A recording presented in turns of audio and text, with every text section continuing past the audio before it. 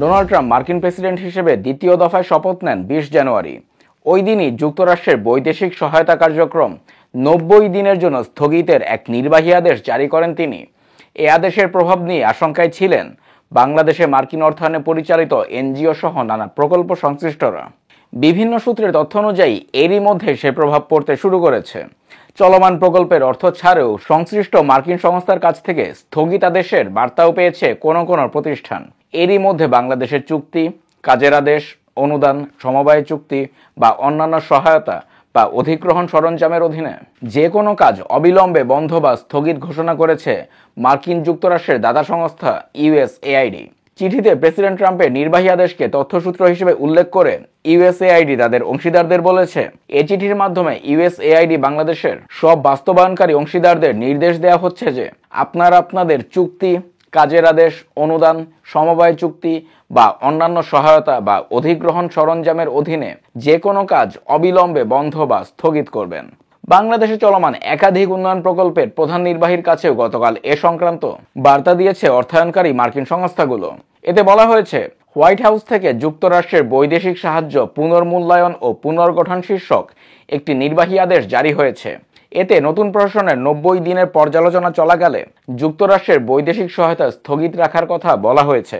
এমন প্রেক্ষাপটে 24 জানুয়ারি আমরা আনুষ্ঠানিকভাবে জানতে পেরেছি যে যুক্তরাষ্ট্র সরকার সব আন্তর্জাতিক সহায়তা প্রকল্পের জন্য কাজ বন্ধের আদেশ জারি করেছে। ফলে আমরা আমাদের কাজের জন্য অর্থায়ন সুবিধা নিতে পারছি না। একই সঙ্গে যুক্তরাষ্ট্র সরকার তহবিল দ্বারা পরিচালিত আমাদের সব কার্যক্রম স্থগিত করতে বাধ্য হচ্ছে। 24 জানুয়ারি থেকেই সব ধরনের অনুদান স্থগিত হয়েছে। অর্থনৈতিক সম্পর্ক বিভাগের তথ্য মতে যুক্তরাষ্ট্র থেকে গত 2023-24 অর্থবছর পর্যন্ত বিভিন্ন ধরনের সহায়তা এসেছে $8 বিলিয়ন বেশি। দেশটি মূলত মার্কিন আন্তর্জাতিক উন্নয়ন সংস্থা ইউএসএআইডি এবং মার্কিন কৃষি বিভাগ ইউএসডি এর মাধ্যমে বাংলাদেশকে সহায়তা দিয়ে থাকে। ইউএসএআইডির মাধ্যমে সংস্থাটি 2012 থেকে 2021 সাল পর্যন্ত বাংলাদেশে $1.53 বিলিয়ন সহায়তা দিয়েছে। আর 2021 থেকে 26 সাল পর্যন্ত প্রায় $954 মিলিয়ন সহায়তা চুক্তি রয়েছে। ইউএসডি এর মাধ্যমে 2020 সালে $46 মিলিয়ন দুটি কর্মসূচি গ্রহণ করা হয়, যার মাধ্যমে খাদ্য ও কৃষি খাতে সহযোগিতা করা হচ্ছে। দেশটি থেকে আসা সহায়তার আওতায় রোহিঙ্গাদের ভরণ পোষণ থেকে শুরু করে কৃষি, খাদ্য, শিক্ষা, জ্বালানি ও চিকিৎসার মতো গুরুত্বপূর্ণ খাতগুলো রয়েছে। বিষয়টিতে উদ্বেগ প্রকাশ করে উন্নয়ন সহযোগী অর্থনীতিবিদরা বলছেন, মার্কিন প্রেসিডেন্টের এ সিদ্ধান্তের বিরূপ প্রভাব পড়বে বাংলাদেশের রোহিঙ্গা জনগোষ্ঠীর সহায়তা কার্যক্রমে।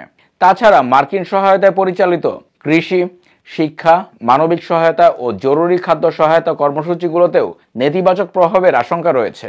বিভিন্ন প্রকল্পের ভবিষ্যৎ নিয়েও দেখা দিতে পারে অনিশ্চয়তা, বাড়তে পারে অর্থনৈতিক চাপ। South Asia network on economic modelling এর নির্বাহী পরিচালক ডক্টর সেলিম রায়হান বণিক বার্তাকে বলেন, এমন সিদ্ধান্তের বড় ধরনের নেতিবাচক প্রভাব পড়তে পারে বাংলাদেশে। কৃষি, খাদ্য, বাণিজ্য ও স্বাস্থ্য নিয়ে তারা এখানে কাজ করে থাকে। তাছাড়া রোহিঙ্গাদের জন্য বড় অংশের সহায়তা আসে যুক্তরাষ্ট্র থেকেই। এখন এ সিদ্ধান্ত যদি কার্যকর হয় এবং চলমান থাকে, তাহলে তা বড় ধরনের উদ্বেগের কারণ হয়ে দাঁড়াবে। রাতারাতি এত সহায়তা বন্ধ হলে বড় চাপ তৈরি হবে। তাই এখন এই বিষয়টি নিয়ে সরকারের পক্ষ থেকে পর্যালোচনা করা দরকার। এজন্য থিঙ্ক ট্যাঙ্ক ও অংশীজনদের নিয়ে একটি কমিটি গঠন করতে পারে সরকার। কৃষি মন্ত্রণালয়ের সঙ্গে যৌথভাবে যুক্তরাষ্ট্র দেশে $78 মিলিয়ন জরুরি নিত্যপণ্য সহায়তা কার্যক্রম চালাচ্ছে। রোহিঙ্গা সংকট মোকাবেলায় সবচেয়ে বেশি অর্থ সহায়তা দিয়ে আসছে যুক্তরাষ্ট্র। মিয়ানমার থেকে আগত উদ্বাস্তু জনগোষ্ঠীদের জন্য মোট $47 মিলিয়ন খাদ্য সহায়তা প্রকল্প চালু রয়েছে। $16 মিলিয়ন আরেকটি জরুরি খাদ্য সহায়তা কার্যক্রম চলছে বিশ্ব খাদ্য কর্মসূচির মাধ্যমে। আন্তর্জাতিক অভিবাসন সংস্থার মাধ্যমে চলমান রয়েছে $7.2 মিলিয়ন আরেকটি প্রকল্প। স্বাস্থ্য খাতে যক্ষ্মা মোকাবেলায় যুক্তরাষ্ট্রের অর্থায়নে $11 মিলিয়ন আরেকটি প্রকল্প চলমান রয়েছে। এসো শিখি প্রকল্পের মাধ্যমে চলমান রয়েছে প্রায় $9.89 মিলিয়ন কার্যক্রম। মাধ্যমিক শিক্ষার উন্নয়নে ইউএসএআইডি সহায়তায় পরিচালিত হচ্ছে প্রায় $5.9 মিলিয়ন কার্যক্রম। দেশে $5.5 মিলিয়ন মার্কিন অর্থায়নে মাল্টিপারপাস আশ্রয় কেন্দ্র নির্মাণ হচ্ছে। দেশে এখন মার্কিন অর্থায়নে প্রায় 52টি প্রকল্প চলমান রয়েছে। এছাড়া মার্কিন পররাষ্ট্র, কৃষি, বিচার, জ্বালানি বিষয়ক দপ্তর এবং ফেডারেল ট্রেড কমিশনের মাধ্যমেও বাংলাদেশে বেশ কিছু কার্যক্রমে যুক্তরাষ্ট্রের সহায়তা চলমান রয়েছে। 2023-24 অর্থ বছরে যুক্তরাষ্ট্র বাংলাদেশকে প্রায় $425 মিলিয়ন সহায়তা দিয়েছে। এ বিষয়ে জানতে চাইলে এনজিওগুলোর সংগঠন association of development agencies in Bangladesh ADAB সদস্য সচিব ও পরিচালক একেএম জসিমউদ্দিন বণিক বার্তাকে বলেন, নির্বাহী আদেশের প্রভাব পড়ারই কথা। যতদূর শুনেছি, ট্রাম্পের সিদ্ধান্তের পর বেশ কিছু অঙ্গরাজ্যে মামলা চলছে। এগুলোর পরিপ্রেক্ষিতে নতুন সিদ্ধান্তের উপরও স্থগিতাদেশ হয়ে যেতে পারে। এ ধরনের নির্বাহী আদেশ হলে সংশ্লিষ্ট অংশীজনদের উপর সরাসরি একটা প্রভাব পড়েই।